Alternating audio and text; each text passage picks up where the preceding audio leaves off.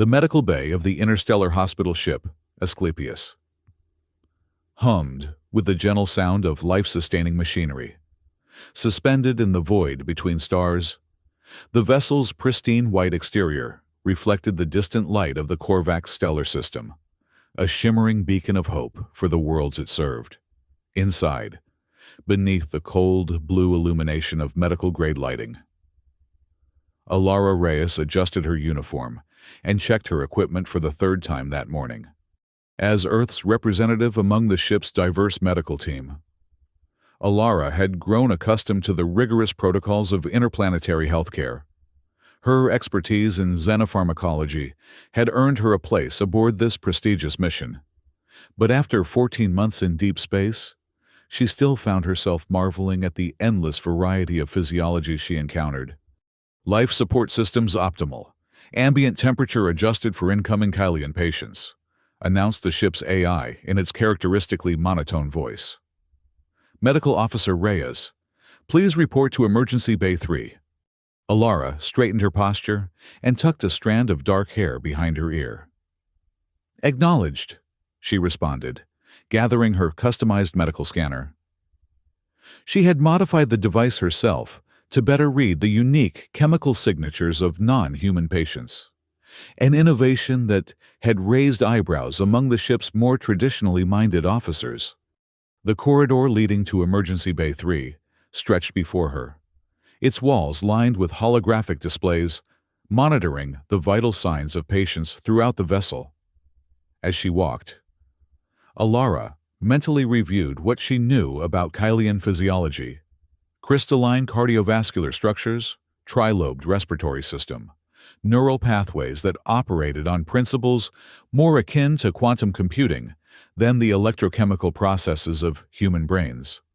When the doors to Emergency Bay 3 slid open with a soft, pneumatic hiss, Alara was greeted by the sight of Rotek, the ship's Kylian medical officer, hunched over a biobed, his elongated fingers, each tipped with sensitive pads capable of detecting microscopic changes in temperature and texture, hovered uncertainly over the form of another Kylian, this one clearly injured. Medical Officer Reyes, Rotek acknowledged without looking up. His voice had the characteristic melodic quality of his species, but there was an unusual tension in his tone. I have encountered an anomaly.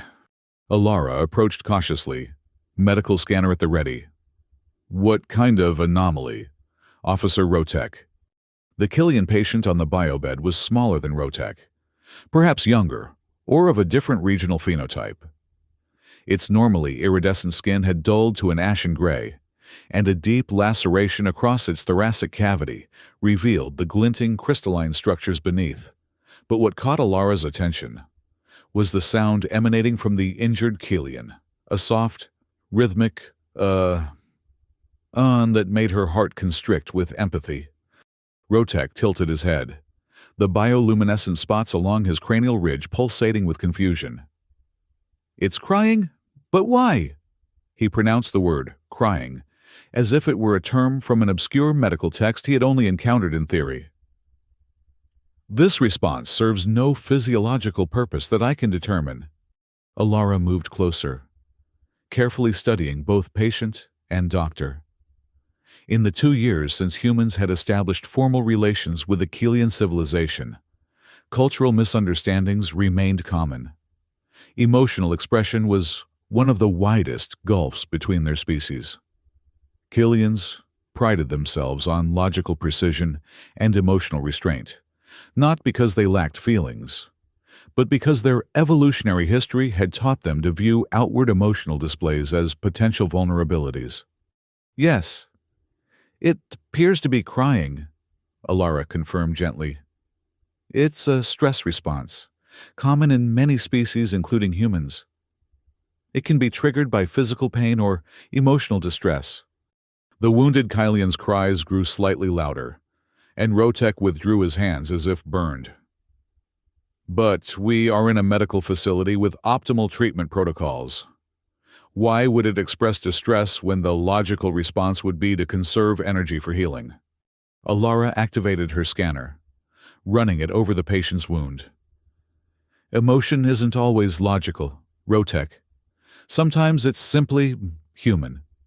She paused, realizing her mistake. Or rather, sentient, universal among conscious beings, regardless of species. Rotek's bioluminescent spots flickered in what Alara had come to recognize as skepticism. The Killian Medical Academy teaches that emotional displays are primitive responses that evolve before higher reasoning.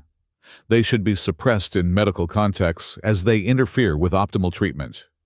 The ship's overhead lighting dimmed slightly as the AI adjusted to the optimal healing conditions for the Killian patient.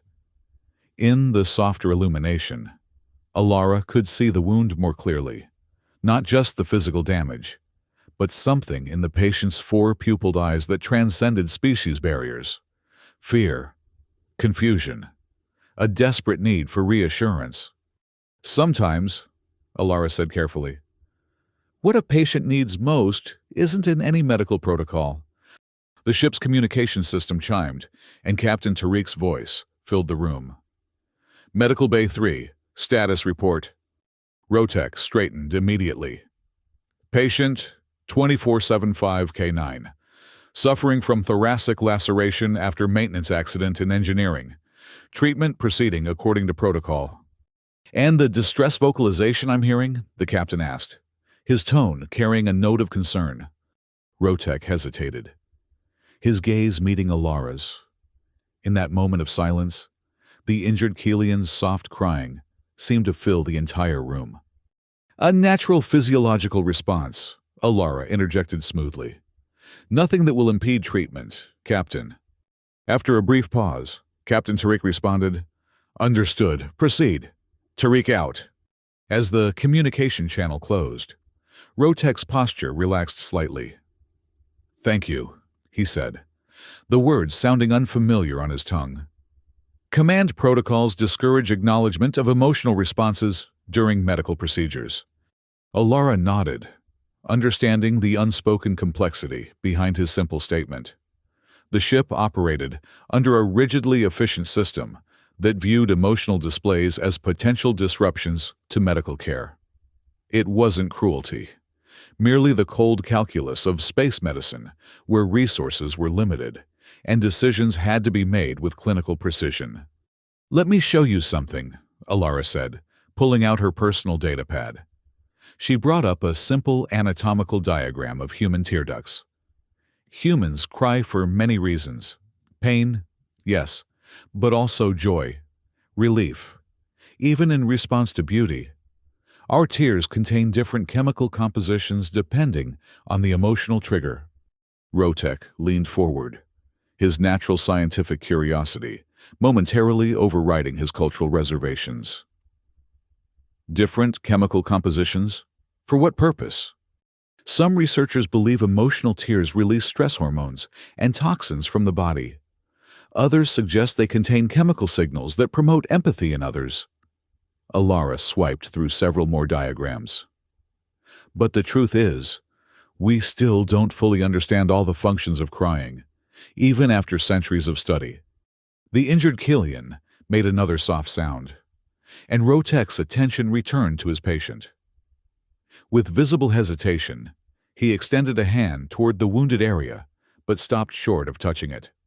In Killian medical tradition, he said quietly, we are taught to maintain emotional distance, to touch only with instruments, never with bare hands, lest our own electrical impulses interfere with the patient's recovery. Alara considered this. On Earth, many healing traditions incorporate touch. We've found that compassionate physical contact can reduce stress hormones and promote healing. Compassionate. Touch. Rotek repeated the words as if they were from an alien language. In a way, Alara supposed they were. The ship's AI voice interrupted. Attention, medical personnel. Command reminds all staff to maintain professional detachment during treatment procedures. Regulation 47B prohibits emotional engagement that might compromise judgment. Alara felt a flicker of frustration. The ship's command structure, dominated by species that valued cold efficiency, had implemented these regulations with the best intentions. But sometimes, they seemed to forget that medicine wasn't just about mending bodies. It was about healing whole beings. Acknowledged, Rotek responded automatically, but Alara noticed a subtle change in his demeanor, a slight dimming of the bioluminescent patterns across his skin that suggested internal conflict. The injured Kalian made another sound, softer now, almost like a whimper. Its four-pupiled eyes fixed on Rotek with what Alara could only interpret as a plea. "Sometimes," Alara said carefully, "the most professional approach is the one that works best for the individual patient." Rotek's cranial ridge pulsed with patterns that suggested deep thought. "This goes against my training," he admitted. "But I find myself curious." Before Alara could respond, the ship lurched suddenly, sending medical instruments clattering to the floor. The overhead lights flickered, then shifted to the red hue of emergency mode. "Oh, warning," announced the AI's voice, suddenly sharp with urgency. "Oxygen regeneration system malfunction detected in Medical Bay 3. Reserve systems engaged. Estimated functionality, 17 minutes before critical levels." Alara's heart rate spiked, but her emergency training took over. Status of patient life support? Patient life support operating on emergency power. Functionality compromised. Recommend immediate protocol adjustment. Rotek moved with sudden decisiveness, his long fingers dancing across the biobed's control panel. "The oxygen malfunction will affect the crystallization rate of the healing compounds," he said, his voice tense but controlled. "We must adapt the treatment immediately." Alara scanned the emergency supplies cabinet. The traditional Kilian healing crystals, would they work without the catalyzing effect of our oxygen mixture? "No," Rotek replied, his spots pulsing rapidly now, a sign of intense concentration. "But there is an alternative. Kilian ancestral medicine used organic compounds that don't require the same atmospheric conditions. The ship's database might have records of those compounds," Alara suggested, already moving toward the medical console. "No need," Rotek said, surprising her. "I know them. My family practiced traditional healing arts before I was selected for the interstellar medical program." The admission seemed to cost him something, a breach of the professional persona he maintained so carefully. But as the red emergency lights cast strange shadows across the medical bay, such concerns seemed suddenly trivial. "Tell me what you need," Alara said. "Crystalline essence extracted from the mineral formations on Deck 7. They're decorative pieces from my homeworld, and—" He hesitated. "Human tears would catalyze the reaction perfectly." Alara blinked in surprise. "Human tears?" "The salt composition is ideal," Rotek explained, his scientific detachment reasserting itself. "Any saline solution would work, but natural tears contain trace proteins that would enhance the bonding process." For a moment, Alara stood frozen, processing this unexpected request. Then she laughed, a short, surprised sound that seemed to startle Rotek. "What is humorous about this situation?" he asked, genuinely puzzled. "Nothing," Alara assured him. "It's just, sometimes the universe has a strange sense of irony." Without further explanation, she hurried to the supply cabinet and retrieved a small collection vial. "I'm not sure I can cry on command," she admitted. The ship shuddered again, and the AI's voice returned. 14 minutes until critical oxygen levels." The injured Kilian made another soft crying sound, and Alara felt a surge of empathy. She thought of home, of Earth, so distant now, of her family whom she wouldn't see for another 3 years. She thought of all the patients she had lost despite her best efforts, of the letter she had received last month, informing her that her childhood dog had passed peacefully in her absence. A tear formed, then fell, then another. She caught them in the collection vial, oddly self-conscious under Rotek's fascinated gaze. "Remarkable," he murmured.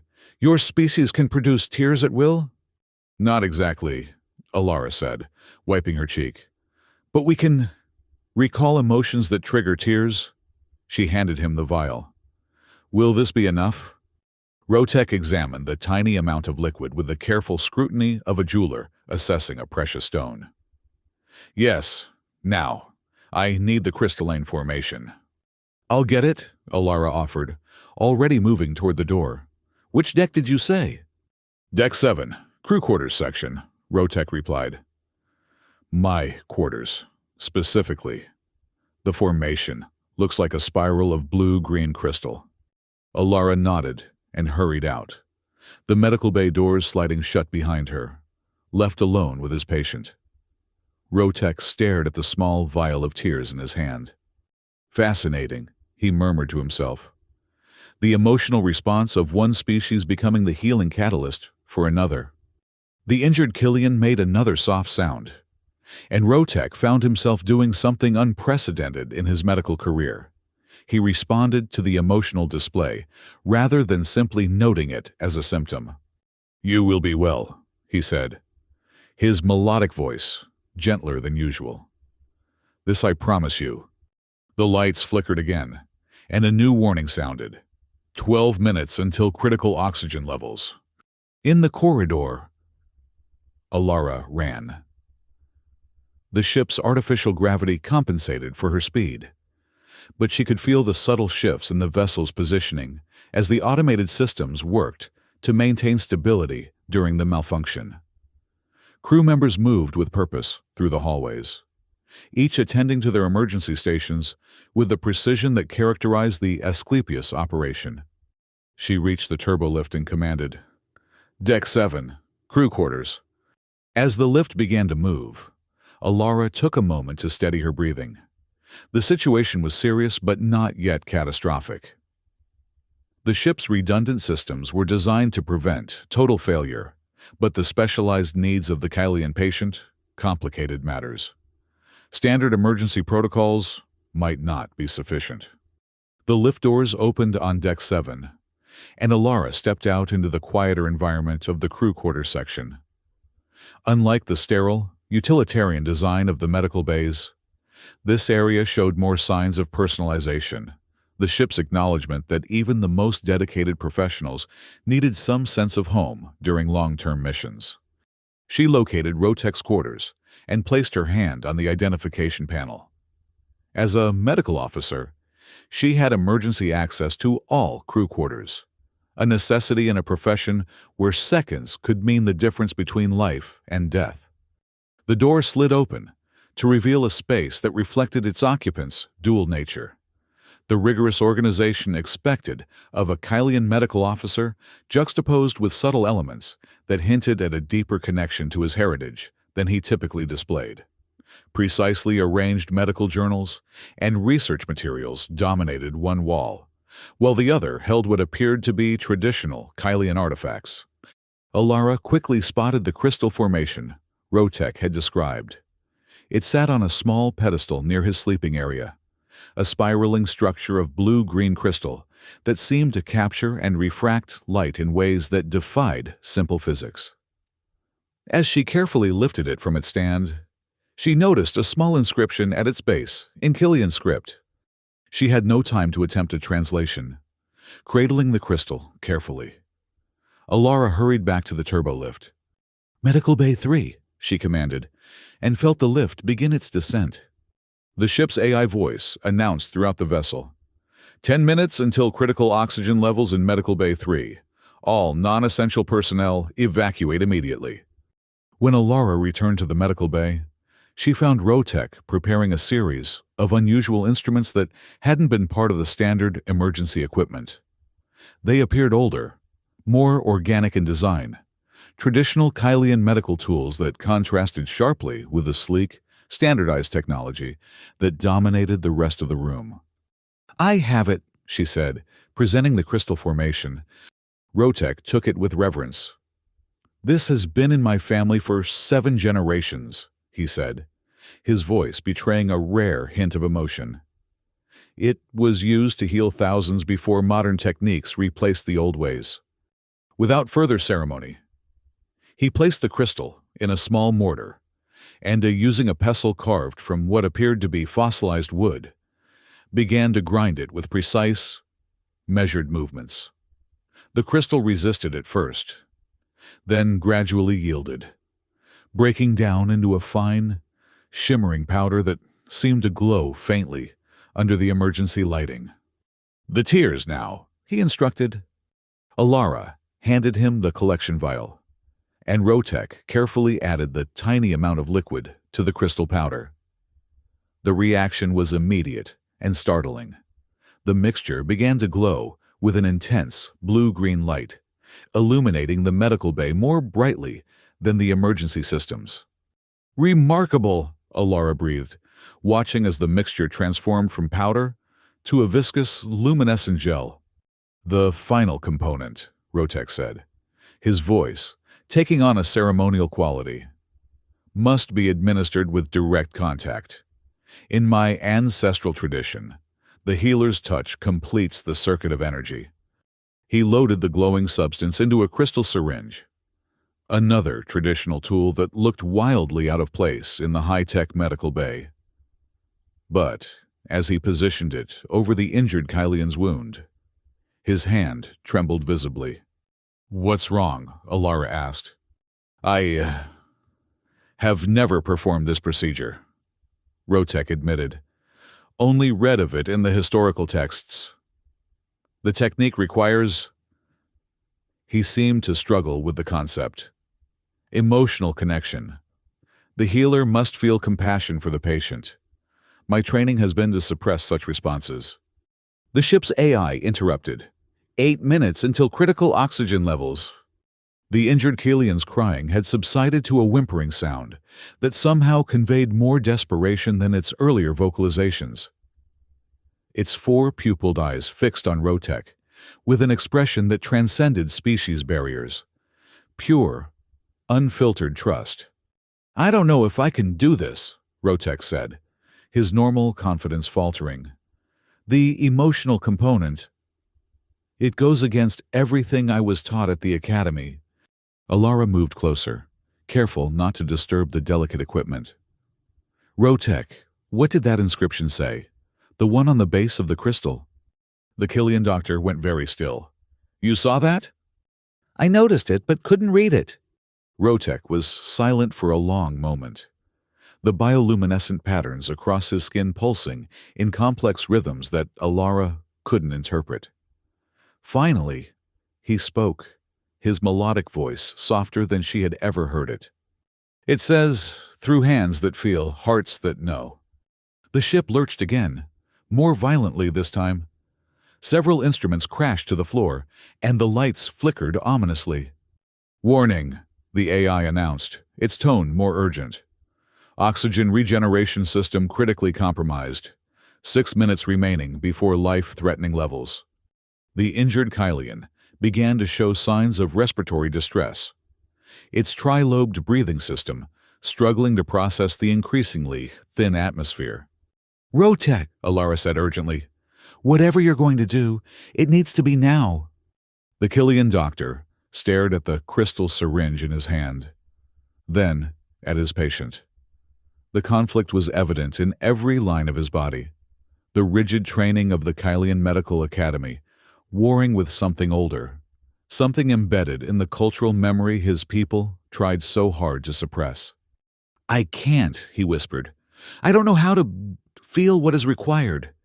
The moment hung, suspended between them, time seeming to stretch as the ship's emergency systems blared warnings around them. Then, with a decisiveness born of desperation, Alara reached out and placed her hand over Rotek's. "Just touch mine," she said simply. The contact was electric, literally, as the subtle bioelectric field that surrounded all Kylians interacted with her human nervous system. But beyond the physical sensation was something deeper, a moment of connection that bridged the vast biological and cultural differences between them. Through that touch, something passed between them, not telepathy in the science fiction sense, but a more primal understanding. Alara felt Rotek's conflict, his fear of emotional connection, the weight of his cultural conditioning, and she suspected he felt her compassion, her determination, her absolute belief that feeling deeply was not weakness, but strength. "Together," she said, with their hands still connected. Rotek guided the crystal syringe to the injured Killian's wound. As the glowing substance made contact with damaged tissue, it spread like living light, following the natural contours of the Killian's internal structures, seeking out damage and beginning to repair it from within. The injured Killian made a new sound now, not crying, but a soft trilling that seemed to harmonize with the hum of the ship's systems. Its breathing stabilized, the distress in its four-pupilled eyes fading into something that looked remarkably like peace. And then, unexpectedly, the ship's emergency lighting shifted from red back to standard illumination. The life support displays began to show normalized readings, and the AI's voice announced, "Oxygen regeneration systems restored to optimal functionality. Emergency condition resolved." Alara and Rotek exchanged bewildered glances, their hands still connected over the healing patient. "How?" Alara began. The ship's AI provided the explanation. Bioelectric signature detected in anomalous pattern. Emergency protocol KR7 initiated. Self-repair systems activated in response to recognized emotional distress markers. Rotek's bioluminescent spots pulsed in what Alara had come to recognize as astonishment. "The ship responded to the crying?" "Affirmative," the AI replied. Killian distress vocalizations were identified as priority biological signals, triggering automated repair sequence. A moment of stunned silence followed this revelation. Then, to Alara's utter amazement, Rotek began to laugh, a sound she had never heard from any Killian before. Musical and bright, like crystal chimes in a gentle breeze. "All this time," he said, his voice vibrating with amusement and wonder, "our ship's systems were programmed to recognize emotional distress as a priority signal, while we were taught to suppress it as irrelevant." The irony was not lost on Alara, who found herself joining in his laughter, the release of tension creating a moment of unexpected joy in the aftermath of crisis. On the biobed, the injured Killian's condition continued to improve, the glowing, healing substance having completed its work. The wound was sealing itself, crystalline structures realigning with a precision that even the most advanced medical technology sometimes failed to achieve. Rotek finally withdrew his hand from Alara's, his usual composure returning but somehow transformed, as if he had found a way to maintain his professional demeanor while allowing something new to exist alongside it. "Thank you," he said formally. "Your assistance was invaluable." Before Alara could respond, the medical bay doors slid open to admit Captain Derek and the ship's chief medical officer, Dr. Voss, a tall, austere member of the Thalasian species, known for their rigid adherence to protocol.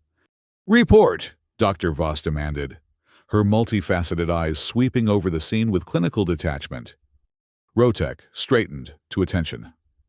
"Patient 2475K9 suffered severe thoracic trauma. Standard treatment protocols were compromised by the oxygen regeneration system malfunction. We implemented an alternative treatment methodology, utilizing traditional Killian healing techniques supplemented with human biological compounds." Dr. Voss approached the biobed, examining the now peaceful patient with evident surprise. "This healing pattern, it's unlike anything in our standard procedures. The methodology is documented in Killian historical texts," Rotek explained. "It was standard practice before our integration with the Interstellar Medical Alliance." Captain Tariq stepped forward, his weathered human face showing the concern he typically masked behind professional distance. And the emotional response we detected? The crying. Alara watched Rotek carefully, wondering how he would navigate this potentially difficult terrain. To her surprise, he met the captain's gaze directly. The emotional response was integral to the treatment's success, he stated.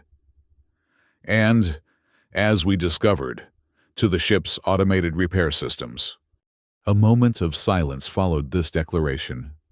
Dr. Voss's expression remained unreadable, but Captain Tariq's lips curved in what might have been the ghost of a smile. "It appears," the captain said carefully, "that our regulations regarding emotional expression during medical procedures may require reassessment."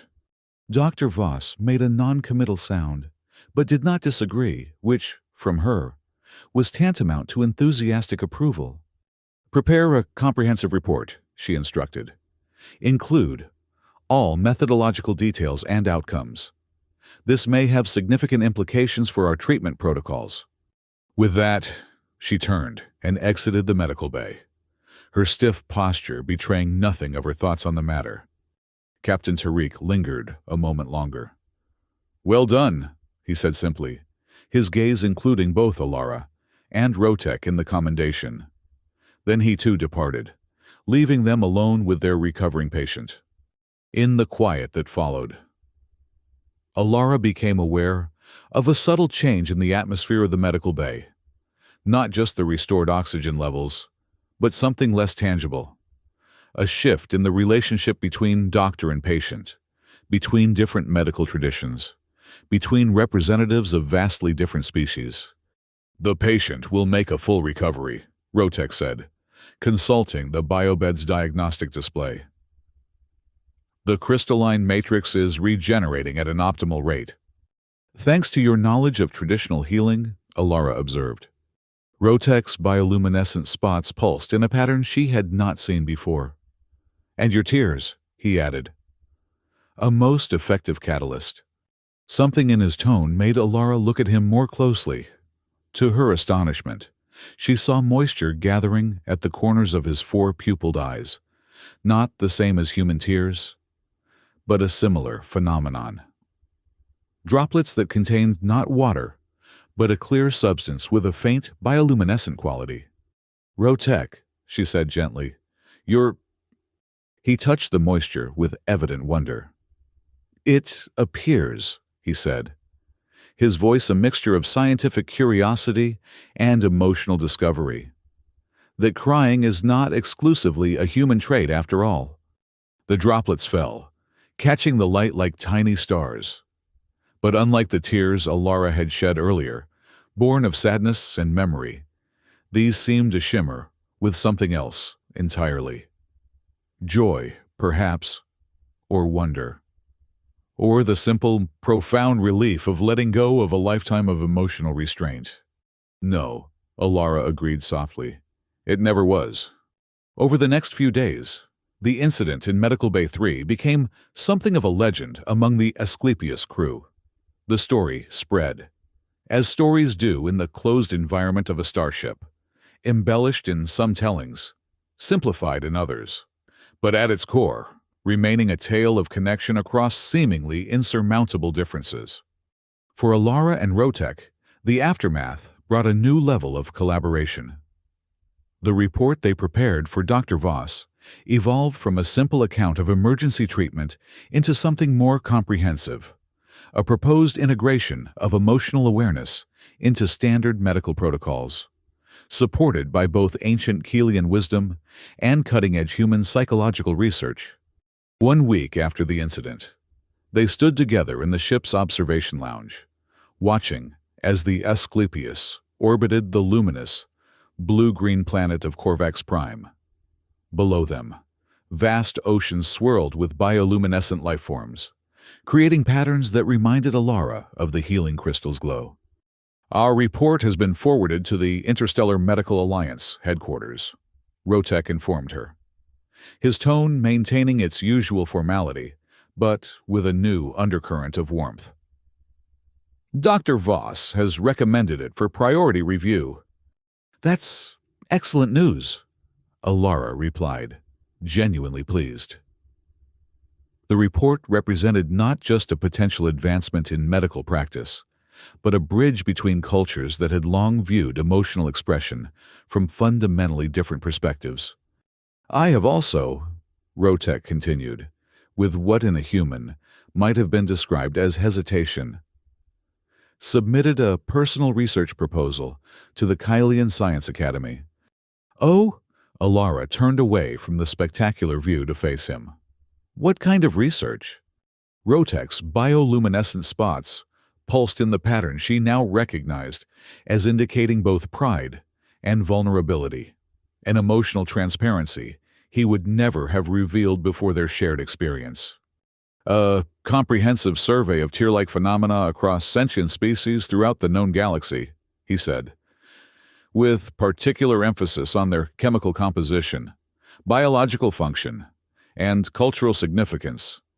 Alara couldn't help but smile.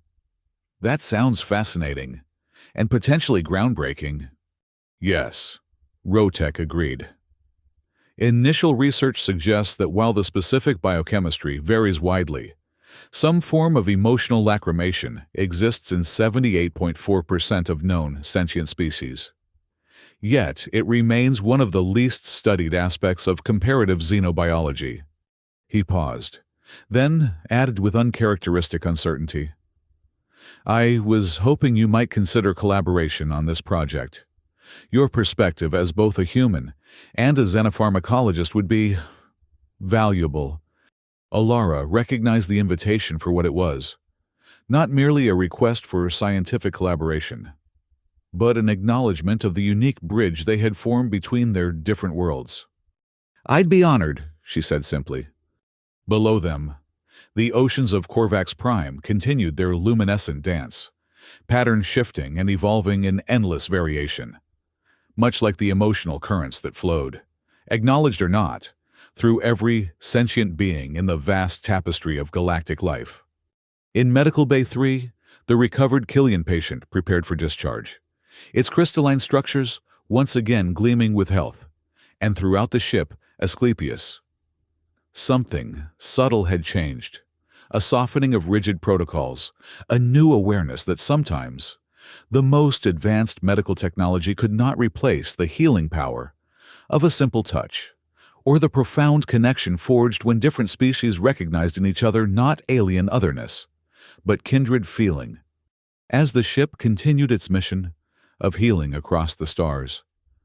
Alara found herself thinking of the inscription on Rotek's family crystal.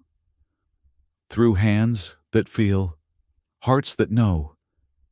Perhaps, she reflected, watching the play of emotions across her colleagues' increasingly expressive features. This was the true frontier of interstellar medicine, not just the healing of bodies, but the recognition of souls. And somewhere in the vast database of the ship's AI, a new protocol had been established, one that recognized the sound of crying, not as a meaningless vocalization or a primitive response to be suppressed, but as what it truly was, a universal language of feeling, transcending the boundaries of species and space, connecting all who navigated the infinite darkness between stars. The tears of one world had become the healing of another, a small miracle of connection in a universe where differences often seemed insurmountable. And in that connection, Alara and Rotek had discovered something perhaps more valuable than any medical breakthrough, the simple, profound truth that to be truly alive was to feel, and to share those feelings was not weakness, but the greatest strength of all. As the light of distant stars streamed through the observation window, Rotek extended his hand, a gesture that would have been unthinkable just days before. Alara took it without hesitation, feeling once again the subtle electric connection between their profoundly different biologies. It occurs to me, Rotek said, his melodic voice thoughtful, that perhaps the universe itself operates on principles similar to our discovery. How so? Alara asked. The cosmos appears cold, distant, operating according to immutable physical laws, he explained, his gaze fixed on the glittering starfield beyond the viewport. Yet within that apparent coldness exists a fundamental interconnectedness, particles entangled across vast distances, responding to one another in ways that defy conventional understanding. Alara considered this. A universe that cries together, heals together. Rotek's bioluminescent spots pulsed with what she now recognized as amusement. A poetic interpretation, but perhaps not inaccurate. Together, they watched as the Asclepius completed its orbit and began its journey toward the next world in need, a silent, white vessel against the infinite darkness, carrying within it a newly discovered truth, that sometimes the most advanced medical science in the galaxy could be as simple as a touch, a tear, and the courage to feel without fear.